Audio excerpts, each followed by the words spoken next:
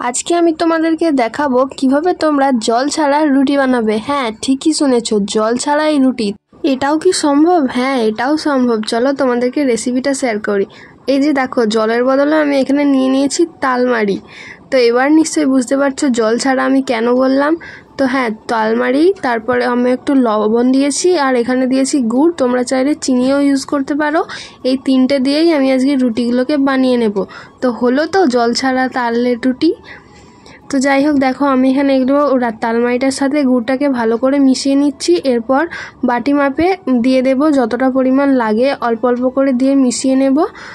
আমি এখানে আটা দিয়ে করছি, তোমরা চাইলে ময়দা দিয়েও করতে পারো, যার যেটাতে ভালো হয় আর কি। তো দেখো আমি এখানে এই যে বাটি মাপ করে করে দিচ্ছি, যাতে তালমারিটা মানে তালের সাথে মিশতে অনেকটা শক্তও না হয় আবার অনেকটা নরমও না হয়। এরকম করে আমাকে ডোটা বানিয়ে নিতে হবে। হালকা হালকা করে মেখে নিচ্ছি আমি, তোমাদের এখানে দেখতে পাচ্ছ। তো দেখো এই যে আমার রুটিটা কিন্তু মাখা হয়ে গেছে, একটু নরমও নয় অনেকটা শক্তও নয়, এরকম টাইপের মাখতে হবে তোমাদেরকেও। তো দেখো আমি কিন্তু এক ফোঁটা জল ইউজ করিনি, এইভাবে করেই তোমরাও বাড়িতে বানাবে। আশা করছি অনেকেই জানো।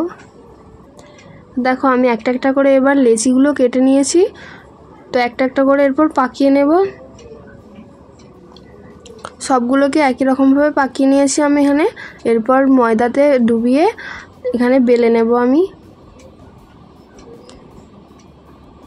খুব ইজিলি কিন্তু এটা আমাদের বেলা হয়ে যাবে, ময়দা দিয়ে দিয়ে ভালো করে বেলে নেব।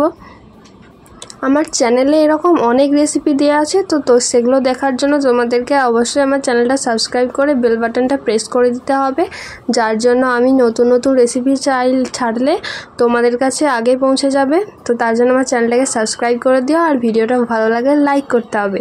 তো দেখো এখানে বেলা হয়ে গেছে, এরপর আমি তাওয়াতে সেঁকে নেব।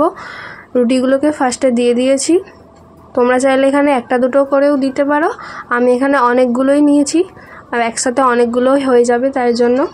তো দেখো উল্টে পিল্টে এপিট ওপিট করে আমি সেঁকে নিচ্ছি রুটিগুলোকে ভালো মতো, যাতে কোনোটা কাঁচা না থাকে। আর রুটিগুলোর মধ্যে কাঁচার ভাবটা দূর করার জন্য আমি এখানে গ্যাসের ফ্লেমেতে দিয়ে দিচ্ছি, যাতে রুটিগুলো কাঁচা না থাকে।